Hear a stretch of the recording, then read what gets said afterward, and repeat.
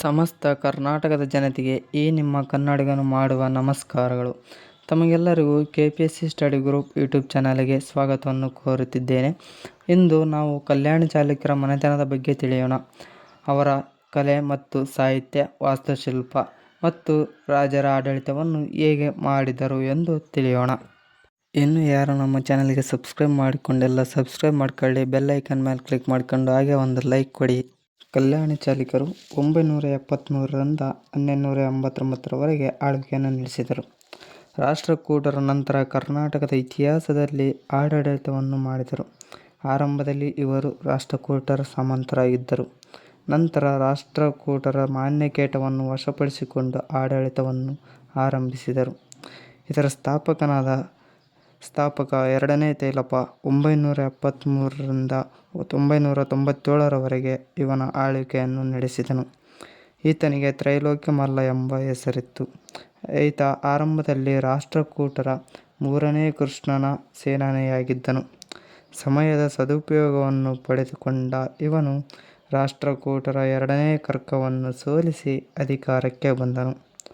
ಈತ ಅಧಿಕಾರಕ್ಕೆ ಬಂದ ಕೂಡಲೇ ರಾಷ್ಟ್ರಕೂಟರ ಸಾಮಂತರಾದ ಸೌದತ್ತಿಯ ರಟ್ಟರು, ಯಲಬುರ್ಗಿಯ ಸಿಂಧರು, ಕೊಂಕಣದ ಶಿಲಾರರು, ಹಾನಗಲ್ಲದ ಕದಂಬರು, ಗೋವೆಯ ಕದಂಬರು, ದೇವಗಿರಿಯ ಸೇವಣರು ಯಾದವರನ್ನು ತನ್ನ ಸಾಮಂತಿಕೆಯನ್ನು ಒಪ್ಪಿಕೊಳ್ಳುವಂತೆ ಮಾಡಿದನು.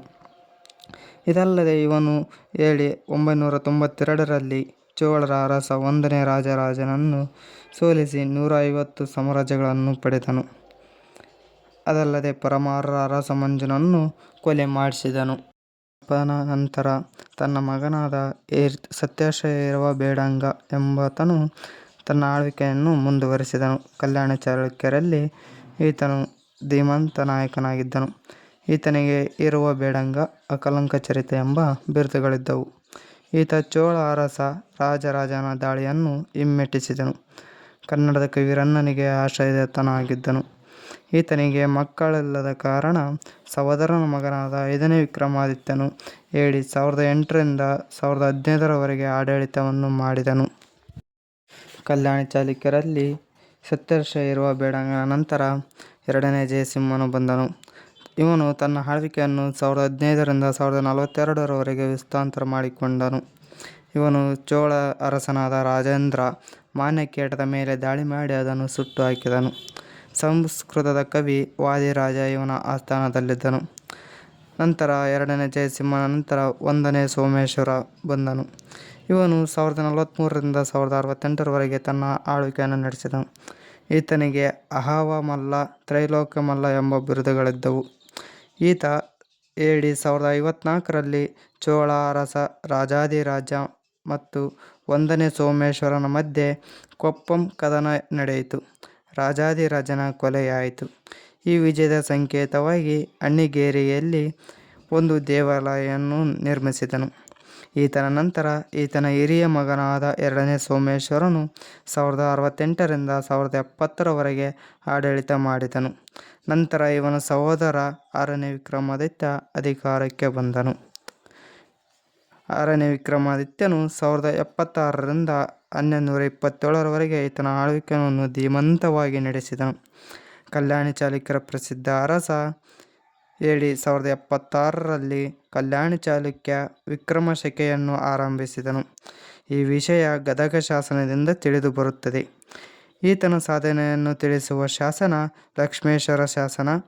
ಸಾಗರದವರೆಗಿನ ಭೂಮಿಯಲ್ಲಿನ ಬಂಡೆದ್ದ ದೊರೆಗಳ ಬೇರನ್ನು ಕಿತ್ತಿ ಗಲಗಲನೆ ಹರಿದು ನೀರಿನಲ್ಲಿ ಬೀಸುಟಿದ ಈ ಭೂಮಿಯನ್ನು ನಿಷ್ಕಳಂಕವನ್ನಾಗಿ ಮಾಡಿದ ಎಂದು ವಿವರಿಸಲಾಗಿದೆ. ಇವನ ಪ್ರಸಿದ್ಧ ದಂಡನಾಯಕ ಮಹಾದೇವ ದಂಡೀರ. 6ನೇ ವಿಕ್ರಮಾದಿತ್ಯನಿಗೆ ತ್ರಿಭುವನ ಮಲ್ಲ, ಪೇರ್ಮಾಡಿದೇವ ಎಂಬ ಬಿರುದುಗಳಿದ್ದವು. ಇವನು 1085ರಲ್ಲಿ ಕಂಚಿಯನ್ನು ವಶಪಡಿಸಿಕೊಂಡನು. ಅದಲ್ಲದೆ 1088ರಲ್ಲಿ ಪರಮಾರರ ಉದಯಮಾದಿತ್ಯನನ್ನು ಸೋಲಿಸಿದನು. ಅದಲ್ಲದೆ 1100ರಲ್ಲಿ ಶಿಲಾರ ಅರಸ ಭೋಜನನ್ನು ಸೋಲಿಸಿದನು. AD 1222ರಲ್ಲಿ ಹೊಯ್ಸಳರ ವಿಷ್ಣುವರ್ಧನನ ಬಂಡಾಯವನ್ನು ಅಡಗಿಸಿದನು. ತನ್ನ ರಾಜ್ಯದಲ್ಲಿ ವಿಷ್ಣುವರ್ಧನ ಒಂದು ಸಿದ್ಧಾಂತವನ್ನು ಅಡಗಿಸಿಕೊಂಡಿದ್ದನು. ಕಾಶ್ಮೀರದ ಕವಿ ಬಿಲ್ಲಣ್ಣನಿಗೆ ಆಶ್ರಯದಾತನಾಗಿದ್ದನು. ಇವನ ರಾಣಿ ಚಂದ್ರಾಲದೇವಿ ನೃತ್ಯಕ್ಕೆ ಹೆಸರುವಾಸಿಯಾಗಿದ್ದಳು. ಅಭಿನಯ ಸರಸ್ವತಿ ಎಂದೇ ಪ್ರಸಿದ್ಧಿಯಾಗಿದ್ದಳು. 6ನೇ ವಿಕ್ರಮಾದಿತ್ಯನ ನಂತರ 3ನೇ ಸೋಮೇಶ್ವರನು ತನ್ನ ಆಳ್ವಿಕೆಯಲ್ಲಿ ಮುಂದುವರೆದನು. 1227ರಿಂದ 1230ರವರೆಗೆ ಈತನ ಆಳ್ವಿಕೆಯನ್ನು ನಡೆದಿತು. ಈತನಿಗೆ ಭೂಲೋಕಮಲ್ಲ, ಸರ್ವಜ್ಞ ಭೂಪ, ಸರ್ವಜ್ಞ ಚಕ್ರವರ್ತಿ ಎಂಬ ಬಿರುದುಗಳಿದ್ದವು.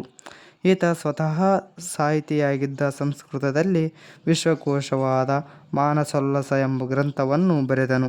ಇದರ ಇನ್ನೊಂದು ಹೆಸರು ಅಭಿಲಾಷಿತಾರ್ಥ ಚಿಂತಾಮಣಿ. ಇದರ ನಂತರ 2ನೇ ಜಗದೇಕಮಲ್ಲ ಎಂಬವನು ಈ ಆಳ್ವಿಕೆಯನ್ನು ಮುಂದುವರಿಸುತ್ತಾನೆ. 1239ರಿಂದ 1249ರವರೆಗೆ ಈತನ ಆಳ್ವಿಕೆಯು ನಡೆಯುತ್ತದೆ. ಈತ ಸಂಸ್ಕೃತದಲ್ಲಿ ಸಂಗೀತ ಚೂಡಾಮಣಿ ಎಂಬ ಗ್ರಂಥವನ್ನು ಬರೆದನು. 2ನೇ ಜಗದೇಕಮಲ್ಲ ನಂತರ 3ನೇ ತೈಲಪನು ಬಂದನು ಆಳ್ವಿಕೆಯನ್ನು ನಡೆಸುತ್ತಾನೆ.